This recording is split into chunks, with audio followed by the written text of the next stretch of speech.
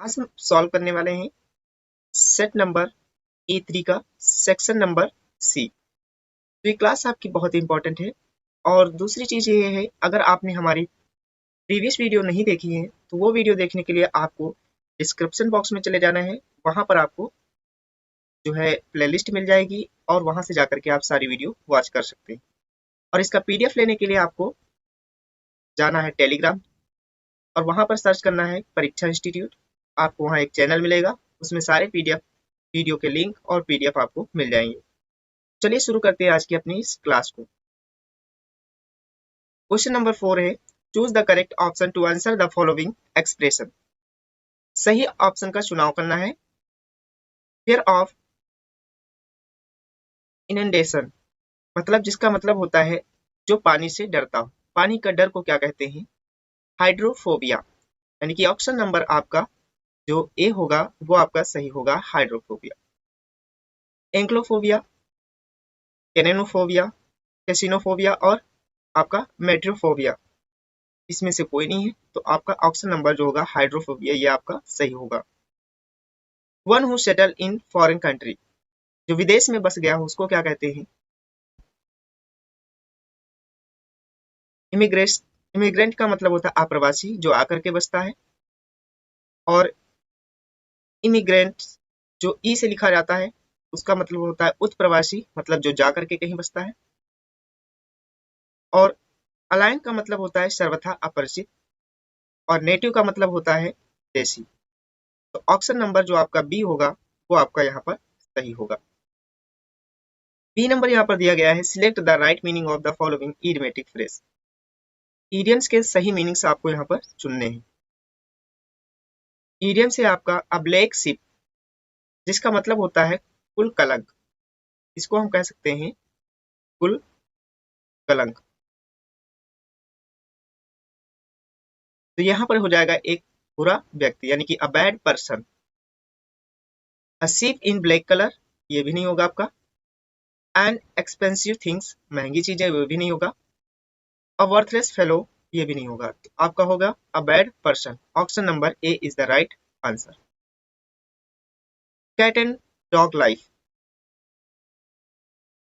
तो यहाँ पर इसका मतलब होता है कैट एंड डॉग लाइफ का मतलब हो जाएगा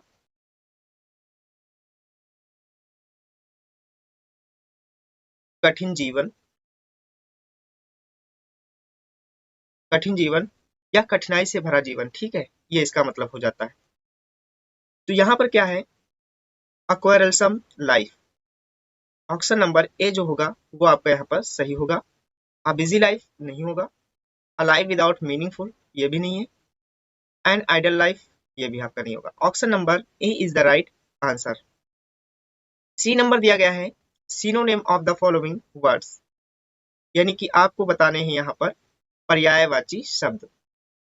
आपको बताने हैं पर्यायवाची। पर्यायवाची इसमें से आपको चुनना है। चलिए देखते हैं।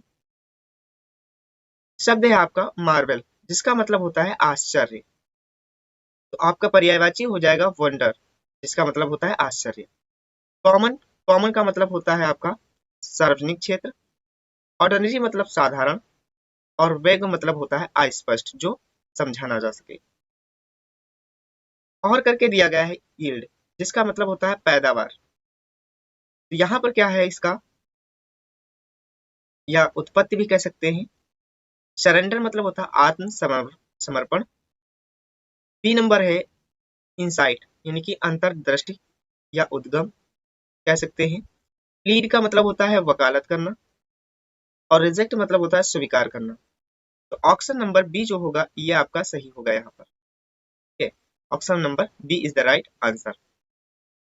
उसके बाद आता है आपका everyone wants to earn good name and fame in his life, which word in this sentence in an error. इस वाक्य में आपको बताना है कि कौन सा वर्ड जो है वो गलत है। यहाँ पर आपको देखना है सब्जेक्ट आपका एवरीवन है। और एवरीवन जो सब्जेक्ट होता है, एवरी वन इज, और इसके बाद कुछ भी दिया गया हो, ठीक है, इससे मतलब नहीं। ईच, वन, ये सभी जो होते हैं वर्ड ये सिंगुलर होते हैं और सिंगुलर नाउन है, इसलिए आपको ध्यान देना है। सिंगुलर वर्ड है इसलिए यहाँ पर वर्ब जो आएगी वो भी क्या होगी, सिंगुलर होगी। तो वर्ब यहाँ पर देखो प्लूरल लगा रखी है जो कि है वांट। तो इसमें क्या होना चाहिए, वांट की जगह पर हम क्या कर लेंगे, अगर यहाँ पर हम लिखते हैं वांट्स तो ये आपका सही हो जाता। गलती किसमें है, वांट में। तो ऑप्शन नंबर आपका जो फर्स्ट है वो आपका सही हो जाएगा। फिर है E number, the name, the antonym of the following words is. Antonyms यानी कि विलोम शब्द आपको इसमें बताने हैं। विलोम शब्द, तो विलोम शब्द क्या होंगे चलिए देखते हैं। अबंडेंस का मतलब होता है प्रचुरता, तो प्रचुरता मतलब पर्याप्त कह सकते हैं, पर्याप्त, या आप कह सकते हैं पूर्ण। तो यहाँ पर क्या हो जाएगा, जब कोई चीज पूर्ण होगी तो वहां पर कमी लग जाती है, उल्टा अर्थ। इनफ मतलब पर्याप्त, मेजोरिटी मतलब बहुमत, और सरप्लस मतलब होता है बेबसी, बेसी। ऑप्शन नंबर आपका first is the right answer. Deride का मतलब होता है उपहास करना या मजाक उड़ाना, तो इसका हो जाएगा प्रेज यानी कि प्रशंसा करना। कंडेम का मतलब होता है निंदा करना, क्रिटिसाइज का मतलब होता है निंदा करना, और विलीफाई का मतलब भी होता है निंदा करना। तो option number first is the right answer.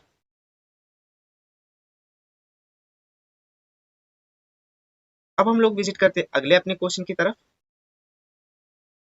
5 number है A, change any one of the following sentence into indirect speech. Sentence को इनडायरेक्ट में बदलना है। सेंटेंस है आपका, the honour become angry with his servant and said to him, leave the place immediately and never see your face again to me. तो इसमें servant को क्या दिया जा रहा है, ऑर्डर दिया जा रहा है। यहाँ जो सेड टू आया इसको हम क्या करेंगे, इसको हटाएंगे, इसकी जगह पर ऑर्डर्ड का यूज हम लोग कर लेंगे, क्योंकि सेंटेंस भी आपका क्या है, इंपरेटिव है। तो लिखेंगे द ऑनर बिकम, सेम वैसे ही, the honour become angry with his servant and ordered him to leave the place immediately and never see. अब योर आया है तो योर को हम क्या करेंगे, योर को चेंज करेंगे हिम से। तो यहाँ पर मान लो हिम हो जाएगा। अब हिम का जो पॉजिटिव केस होता है वो क्या होता है, हिज होता है, क्योंकि यू का पॉजिटिव केस योर होता है। तो यहाँ पर जो है पॉजिटिव केस लगेगा, इसलिए हम क्या लगाएंगे, यहाँ पर हिज लगा देंगे। फिर आ जाएगा फेस अगेन टू, और मी जो है, मी को हम चेंज करेंगे यहाँ पे ऑनर से। तो ऑनर जो है इसको थर्ड पर्सन मानेंगे, यानी कि ही मानेंगे यहाँ पर। तो इसको ही, मी को ही से बदलेंगे तो यहाँ पर हो जाएगा ही। और ही यहाँ पर जब होगा तो यहाँ पर जो प्लेस था मी का वो क्या था, ऑब्जेक्टिव केस था, इसलिए हम ही का ऑब्जेक्ट लगाएंगे यानी कि हिम। सेकेंड नंबर सेंटेंस है, father said to his son, virtue its own reward. तो यहाँ पर आपका दिया गया है ये यूनिवर्सल ट्रूथ है आपका। तो यहाँ पर सेड टू जो है वो टोल्ड में चेंज हो जाएगा, और इन्वर्टेड कामा हटेगा तो दैट लग जाएगा। बाकी सेंटेंस पूरा वैसे का वैसा रखना है। बी नंबर है, combine any one of the following sentence as directed. Combine करना है यानी कि कॉम्प्लेक्स बनाना है। तो इसको ऐसे बनाएंगे, सेंटेंस है, honesty is the best policy, everybody knows it. Everybody knows that honesty is the best policy. इस तरह से आपका ये बन जाएगा sentence. You are a fool, you are a rock. Compound sentence बनाना है तो एंड हम लगाएंगे नहीं, क्योंकि एंड बनाने के लिए हम कॉम्प्लेक्स सेंटेंस का यूज करते हैं एंड में। इसमें हम लगाएंगे क्या, you are not only fool but also a rock. क्योंकि यहाँ पर दो सब्जेक्ट थे इसलिए हमने क्या किया है, एक ही का प्रयोग किया है और एक ही में बट आल्सो करके सेंटेंस को जोड़ दिया है। अगला आपका है C number, transform any one of the following sentence as directed. Transform करना है सेंटेंस को, चलिए देखते हैं वो भी। What amused me, passive voice बनाना है तो व्हाट जो होता है व्हाट का व्हाट ही रहेगा, और मी जो ऑब्जेक्ट है इसको पहले लेकर आएंगे तो इसके अकॉर्डिंग एम लग जाएगा। अम्यूज्ड, अम्यूज्ड जो है यहाँ पर सेकंड फॉर्म है, और सेकंड फॉर्म है इसलिए यहाँ पर हम क्या लगाएंगे, वाज लगाएंगे, और उसके बाद में लिखेंगे क्या, आई, मी को आई में चेंज करेंगे, अम्यूज्ड का अम्यूज्ड, और उसके बाद में विद लगा देंगे क्योंकि इसके साथ बाई वगैरह का प्रीपोजिशन का यूज नहीं होता है। तो इस तरह से ये भी आपका कंप्लीट हो जाएगा। फिर है I wish that I were a millionaire, exclamatory में बदलना है, तो इस ऐसे सेंटेंस को एक्सक्लामेटरी में बदलने के लिए जो आई विश होता है उसको हमें ओ दैट में चेंज कर देना है या कॉमा लगा दीजिए, ठीक है बस। और आपको सेंटेंस वैसे ही रखना है, केवल आई विश दैट को हटा देना है। फिर है correct any one of the following sentence, Radha is my older sister. तो रिलेशन में हम कभी ओल्डर नहीं बोलते हैं, रिलेशन जब भी बताना हो आपको इल्डर का यूज करना है, तो आपको गलत क्या है यहाँ पर इल्डर लगाना है, तो हो जाएगा Radha is my elder sister. Himalayas lies to the north in the India, in India. तो जब भी हम डायरेक्शन की बात करते हैं तो उससे पहले द आता है, और द से पहले प्रीपोजिशन क्या आएगा, वो होगा आपका प्रीपोजिशन इन। तो यहाँ पर प्रीपोजिशन क्या लगाना है, इन, टू को हटा करके इन लगा लेना है। फिर hardly had we reached the station then the train left the place. जब भी ध्यान दीजिएगा, जब भी कभी हार्डली आपको दिखे, हार्डली से सेंटेंस हो, स्कैर्सली से हो, इनसे सेंटेंस, और कभी कभी रेयरली भी आ जाता है।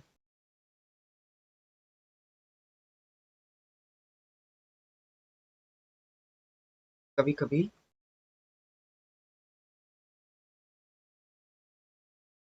रेयरली भी आ जाता है। तो जब भी ऐसे सेंटेंस आपको दिखे तो वहां पर आपको करना क्या है, वहां पर उसके साथ में व्हेन का यूज करना है, और देन अगर लगा है तो ये गलत है आपका, ठीक है। तो यहाँ पर आपको देखना है, देन दिया गया था तो यहाँ लगा लेना है when. We have dispose of our paternal house. तो इसमें आपको देखिए डिस्पोज के साथ में प्रपोजिशन जो होता है वो सिंगल ऑफ वाला आपका फॉलोड होता है, इसलिए यहाँ पर इस ऑफ को हटा देना है और सिंगल ऑफ वाला लगा लेना है। फिर use any one of the following pair of words in your own sentence to make the difference in their meaning clear. तो यहाँ पर आपको मीनिंग क्लियर करना है और डिफरेंस बताना है, ठीक है, सेंटेंस बनाना है उसका प्रयोग करके। चलिए देखते हैं वो भी अपना उस सेंटेंस को। यहाँ पर दिया गया है प्रेसिडेंट, जिसका मतलब पहले प्रेसिडेंट का मतलब क्या होता है, राष्ट्रपति, और प्रेसिडेंट का मतलब होता है पूर्व, यानी कि या पहले जो बीत चुका है उसके लिए हम प्रेसिडेंट का यूज करते हैं। एडवाइस ये एक आपका नाउन है जिसका मतलब होता है सलाह। नाउन कैसे है, क्योंकि सी ई आया है इससे पहचान सकते हैं, और एस ई आया है, ये वर्ब है आपका जिसका मतलब होता है सलाह देना।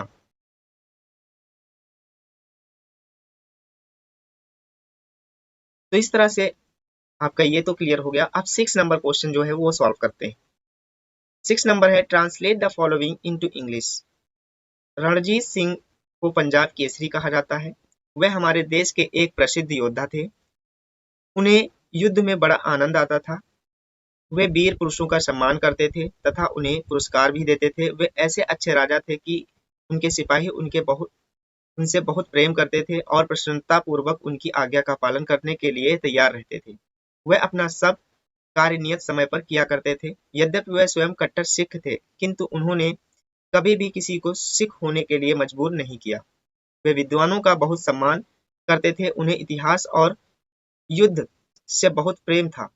वे अपने भाग्य के स्वयं निर्माता थे, क्योंकि मरते समय उनके पिता ने एक छोटी जागीर छोड़ी। वे योग्य शासक थे और उनके राज्य में उनकी प्रजा सुखी थी। वे आदर्श शासक, कुशल प्रशासक एवं उच्च कोटि के देशभक्त थे। चलिए इसको हम देख लेते हैं इंग्लिश में कैसे राइट करेंगे। Ranjit Singh is called Punjab Kesari. He was a famous warrior of our country. He enjoyed the war very much. He used to honor brave men and also give them awards. He was such a good king that his soldiers loved him so much and were willing to gladly obey him.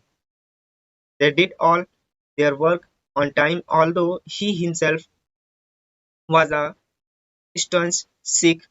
He never forced anyone to be a Sikh. He had great respect for soldiers, scholars. He loved history and war. He was the creator of his own destiny because his father left a small manor when he died. There they were worthy ruler and their subjects were happy in their kingdom. He was an ideal ruler, an able administrator and a patriot of high quality. ये आपकी story जो है वो भी आपको मैंने करवा दी है। ऐसी वीडियो हमारी देखने के लिए कीप वॉचिंग परीक्षा इंस्टीट्यूट। लाइक एंड शेयर करते रहिए, चैनल को सब्सक्राइब कर लीजिए, बस बेल आइकन को प्रेस कर लीजिए जिससे कि आने वाली वीडियो की नोटिफिकेशन आपको